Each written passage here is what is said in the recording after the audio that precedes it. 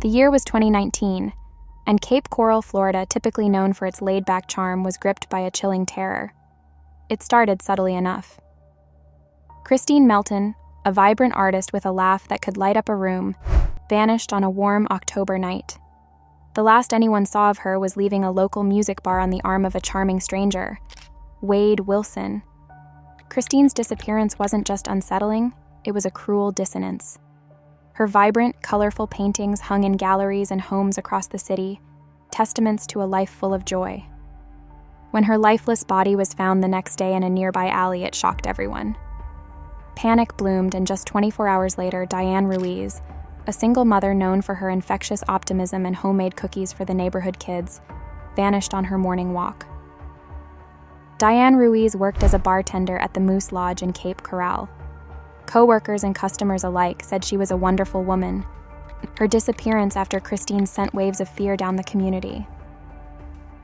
2 days later, the worst nightmare unfolded.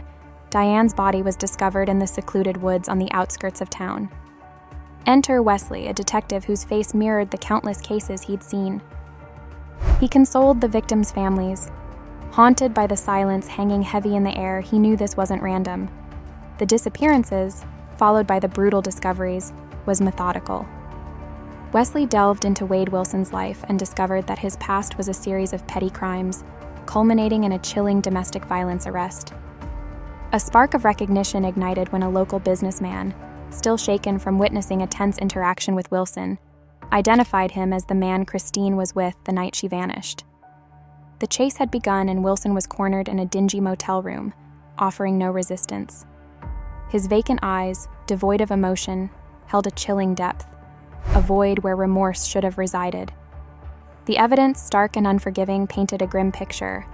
DNA linking him to both crime scenes, a chilling confession overheard by a fellow inmate saying that they deserved it and that he'd do it again. The court case became a stage for a horrifying drama. Wilson, a handsome facade masking a monster, sat impassive as the victims' families relieved their nightmares. Assistant State Attorney Gardner presented a chilling narrative.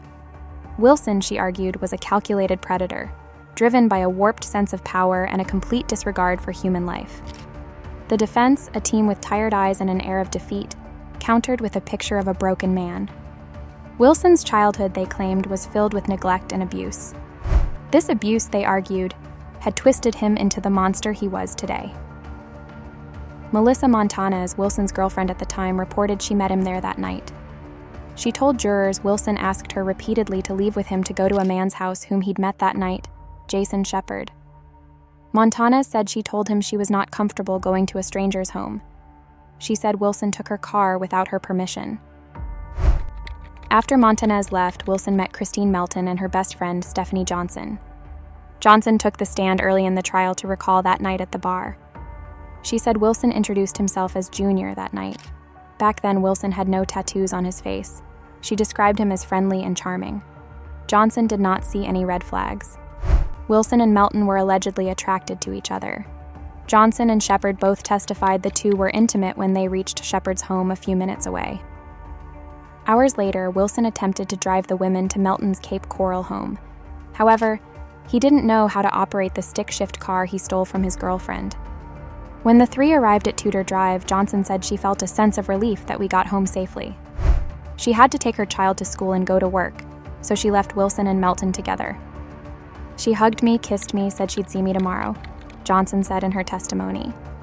At the time, she said she had no concerns for her friend's safety. It was shortly after Johnson left Melton's home that police believe Wilson strangled her to death.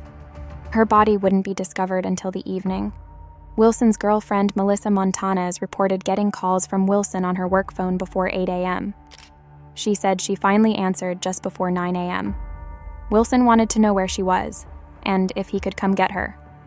Montanez said she was furious about him taking her car the night before and simply wanted to get it back. She said this made Wilson angry. It escalated into name-calling, aggression, and intimidation, she said.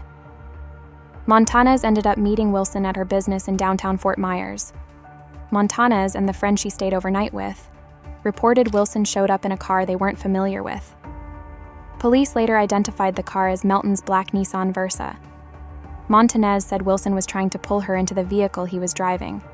His grip was so strong that it nearly ripped the dress she was wearing off her body.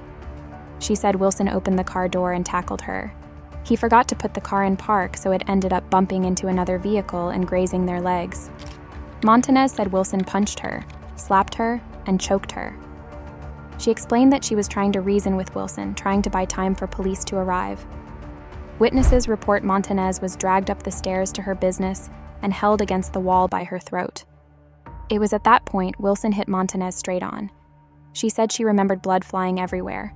She said while Wilson was stunned by the blood, she ducked under his arm and ran away. Wilson got back in the black Nissan and drove off. By this point, it was somewhere between 9:30 a.m. and 11 a.m. Wilson returned to Cape Coral and crossed paths with his next victim, mother of two, Diane Ruiz. She worked at the Moose Lodge and decided to walk to work that day. Her son said it was a 10 to 15-minute walk. Prosecutors report Wilson feigned needing help with directions to the high school. They said he asked Ruiz to get in the car and show him how to get there. It is unknown if she got in the car willingly. Inside the car, prosecutors report Wilson choked Ruiz while driving. He told multiple people he drove into an empty lot and rolled her out of the car. After realizing Ruiz was still alive and breathing, Wilson said he used the black Nissan to run her body over multiple times until she looked like spaghetti. This description was recorded during a jail interview with detectives. A homeowner across from the vacant lot witnessed the car back out and leave. He said he had never seen a car in that area before. The trial of Wade Wilson for the murders of Kristine Melton and Diane Ruiz was a chilling spectacle, not only for the gravity of the crimes, but also for the defendant's unsettling behavior throughout the proceedings. News reports and court documents paint a picture of a man seemingly detached from the situation, displaying a lack of emotion and moments of defiance that alienated the jury and public alike. One of the most striking aspects of Wilson's behavior was his flat effect. Throughout the trial, even during moments of graphic testimony detailing the victim's ordeals, he displayed minimal to no reaction. This lack of emotional connection stood in stark contrast to the solemnity of the courtroom and the raw grief expressed by the victims' families. It created an unsettling disconnect, suggesting a possible absence of remorse or empathy for the suffering he allegedly caused. While Wilson appeared emotionally unmoved by the prosecution's case, reports suggest a shift when the focus turned to his own past. They argued that Wilson was under the influence of drugs at the time of the murders, which significantly impacted his judgment and decision-making abilities. This could potentially reduce the charges from first-degree murder to a lesser degree, like second-degree murder. Interestingly, Wilson's defense team chose not to call any witnesses or even deliver an opening statement. This is an unusual strategy, and it's unclear from reports exactly why they opted for this approach. While news sources don't detail the specific findings the defense presented, these strategic choices point towards them trying to establish doubt about Wilson's mental state at the time of the crime. He exhibited signs of nervousness, possibly indicating a fear of incriminating information being revealed. This selective engagement further emphasizes the calculated nature of his behavior. He seemed to pick and choose which parts of the proceedings deserved his attention, fueling speculation about his mental state or potential manipulation tactics. In another instance, a witness described a particularly violent act committed by Wilson. His response? A nonchalant shrug. This display of defiance served to distance him further from the court and the public.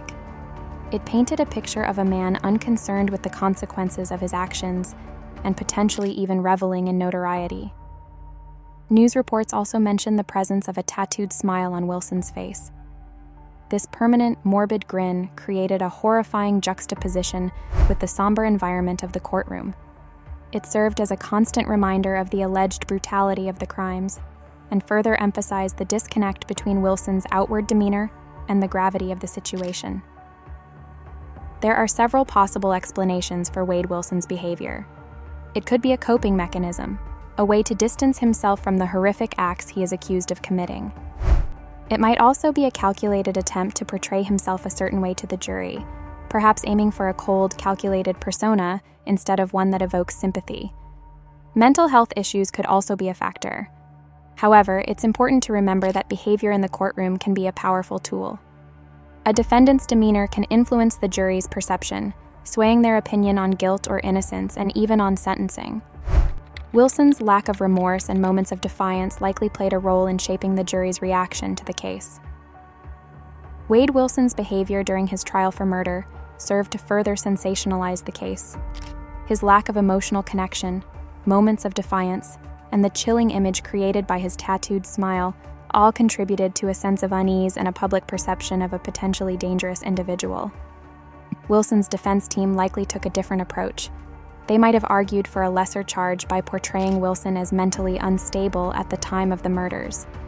This could have involved presenting evidence of drug use or a history of mental illness, suggesting diminished capacity to form intent.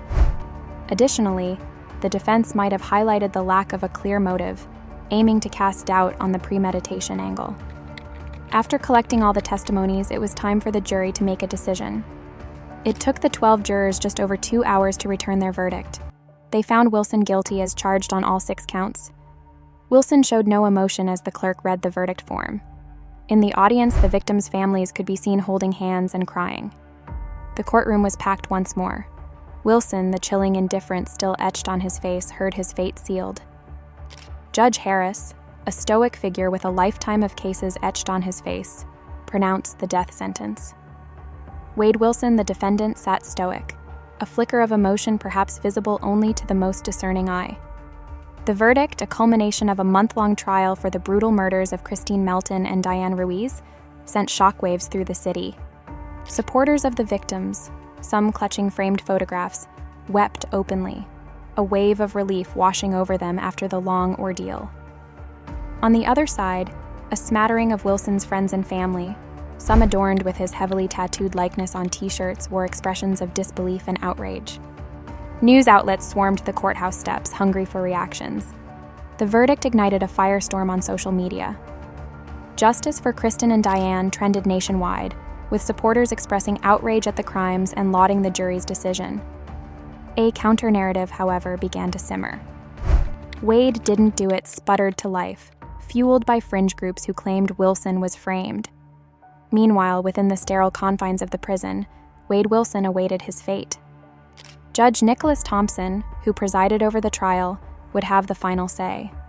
He would meticulously review the case, considering the jury's recommendation, pre-sentencing reports, and any motions filed by the defense. This process could take weeks, even months.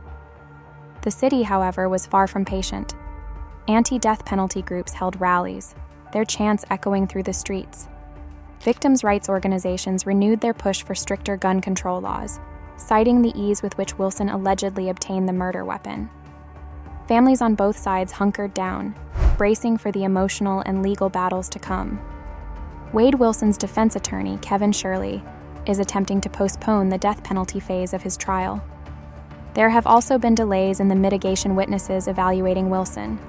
The defense's delays impact the state's examination. The verdict, though a significant milestone, was merely a chapter in a much larger story. The legal wrangling, the societal debate, and the searing pain for those affected would undoubtedly continue for years to come. The stain of violence lingered, a grim reminder of the lives lost and the fight for justice still raging. As the courtroom doors clanged shut, a collective sigh of relief rippled through the crowd. Justice, slow but sure, had prevailed. But for Detective Wesley, standing outside under the unforgiving Florida sun, a dark cloud lingered. The case had taken its toll. The vibrant hues of Kristine's paintings were forever marred by the knowledge of her brutal demise. The aroma of freshly baked cookies, a constant reminder of Diane's kindness, now carried a haunting undercurrent. Detective Wesley, a man who'd seen the abyss too many times, knew this wasn't just about Wilson.